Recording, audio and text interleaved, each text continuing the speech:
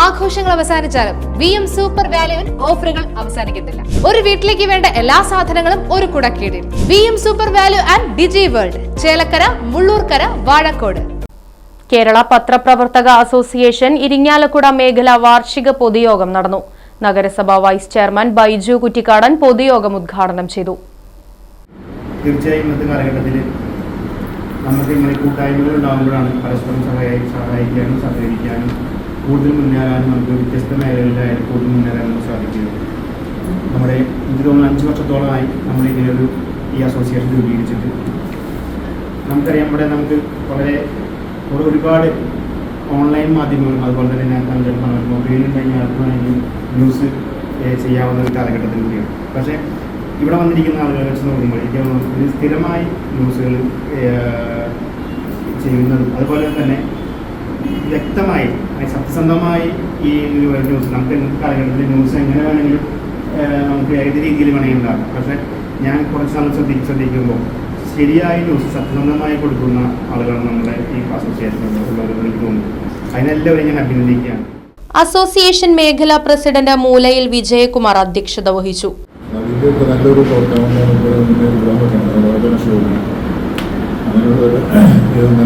കൊണ്ട് തന്നെയാണ് മുന്നേറി പോകുന്നത്. അതിനുള്ള ഭാവി പ്രവർത്തനങ്ങൾക്ക് വേണ്ടിയുള്ള പരിപാടികൾ ആവിഷ്കരിക്കാനും അതുപോലെ തന്നെ മെമ്പർഷിപ്പിൻ്റെ വിതരണത്തിന് വേണ്ടിയിട്ടാണ് നമ്മൾ യോഗം കൂടിയിട്ടുള്ളത്. നമ്മൾ വൈസ് ചെയർമാൻ്റെയൊക്കെ പ്രസംഗം എഴുതാൻ കാത്തിരിക്കുന്ന നമുക്ക് അതിനൊരു അധിക പ്രസംഗമാകാതെ എൻ്റെ വാക്കുകൾ അവസാനിക്കും. തുടർന്ന് നടന്ന അംഗത്വ വിതരണ ഉദ്ഘാടനം അസോസിയേഷൻ സംസ്ഥാന സമിതി അംഗവും തൃശൂർ ജില്ലാ പ്രസിഡന്റുമായ ഗോപി ചക്കുന്നത്ത് നിർവഹിച്ചു.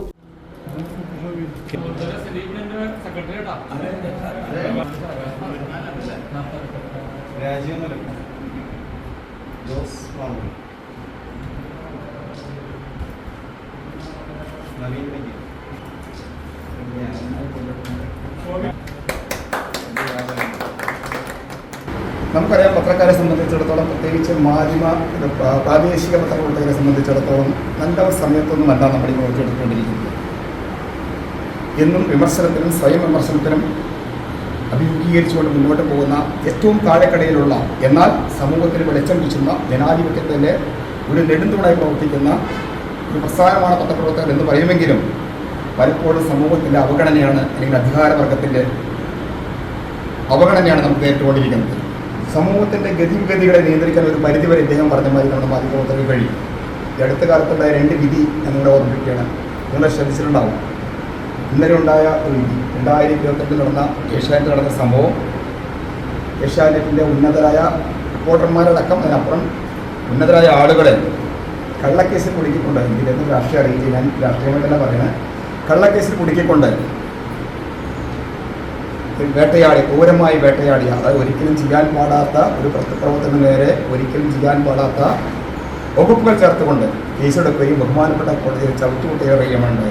എൻ്റെ പ്രത്യേക പാർട്ടിയെക്കുറിച്ചൊന്നും നില പറയുന്നത്. ഇന്ത്യയിലുടനീളം, ഭാരതത്തിലുടനീളം ഇന്ന് നമ്മുടെ സ്വാതന്ത്ര്യം വളരെ ചുരുങ്ങിപ്പോയിരിക്കുന്നു. നമുക്ക് സ്വന്തമായി നമ്മുടെ അധികാരമാണ്, അവകാശമാണ്. ഒരു പത്രപ്രവർത്തകന്, ഒരു മാധ്യമപ്രവർത്തകന് ജനങ്ങളെ സത്യസന്ധമായി, അദ്ദേഹം പറഞ്ഞ പോലെ സത്യസന്ധമായി സുതാര്യമായി കാര്യങ്ങൾ അവതരിപ്പിക്കാനുള്ള നമ്മുടെ അവകാശത്തിന് മേലുള്ള നഗ്നമായ ലംഘനം.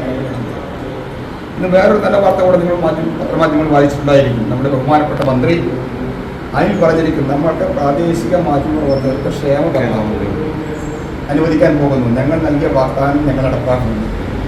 ഏതായാലും കാര്യങ്ങൾ അങ്ങനെയൊക്കെ ഇരിക്കെ ചില പ്രതീക്ഷകൾ വെച്ചുകൊണ്ടാണ് നമ്മൾ മുന്നോട്ട് പോകുന്നത്. കേരള പത്രപ്രവർത്തക അസോസിയേഷനെ സംബന്ധിച്ചിടത്തോളം യാതൊരുവിധ രാഷ്ട്രീയ പാർട്ടിയും, വ്യത്യസ്തമായ രാഷ്ട്രീയ പാർട്ടികൾ, ഇരിക്കുന്ന ഓരോരുത്തർക്കും വ്യക്തമായ രാഷ്ട്രീയമുണ്ടെന്ന് എനിക്കറിയാം. അത്തരം രാഷ്ട്രീയ ഇടപെടൽ ഒന്നും തന്നെ ഇല്ലാതെ സുതാര്യമായി, നിർഭയം, വളരെ ശക്തമായി, വളരെ ഒത്തൊരുമയോടെ കഴിഞ്ഞ 10-16 കൊല്ലം സമൂഹത്തിൽ പ്രവർത്തിക്കുന്ന കേരളത്തിലെ ഏറ്റവും വലിയ പ്രാദേശിക മാധ്യമപ്രവർത്തകരുടെ സംഘടനയാണ് കേരള പത്രപ്രവർത്തക അസോസിയേഷൻ. മേഖലാ ട്രഷറർ ജോസ് മാമ്പിള്ളി കണക്ക് അവതരിപ്പിച്ചു. മേഖലാ സെക്രട്ടറി നവീൻ ഭഗീരഥൻ, ജില്ലാ വൈസ് പ്രസിഡന്റ് രാജീവ് മുല്ലപ്പള്ളി തുടങ്ങിയവർ യോഗത്തിൽ പങ്കെടുത്ത് സംസാരിച്ചു. മേഖലാ കമ്മിറ്റി അംഗങ്ങളായ K Chandran, Bennett Thoundassery, Shobi K Paul, Johnny V Alongadan, Anjali P Unnikrishnan, CK Sunilkumar തുടങ്ങിയവർ സന്നിഹിതരായിരുന്നു. News desk, Right Vision news. കാലത്തിനൊത്ത മാറ്റത്തോടെ വിജയതിളക്കത്തിന്റെ 29ാം വർഷത്തിലേക്ക് നെഹ്റു മെമ്മോറിയൽ ഇംഗ്ലീഷ് സ്കൂൾ. പുതിയ അധ്യയന വർഷത്തിലേക്കുള്ള LKG അഡ്മിഷൻ ആരംഭിച്ചിരിക്കുന്നു. UKGയിലേക്കും 1 മുതൽ 5 വരെയുള്ള ക്ലാസുകളിലേക്കുമുള്ള പ്രവേശനം തുടരുന്നു. കൂടാതെ ഈ വർഷം മുതൽ 6ാം ക്ലാസും ആരംഭിക്കുന്നു.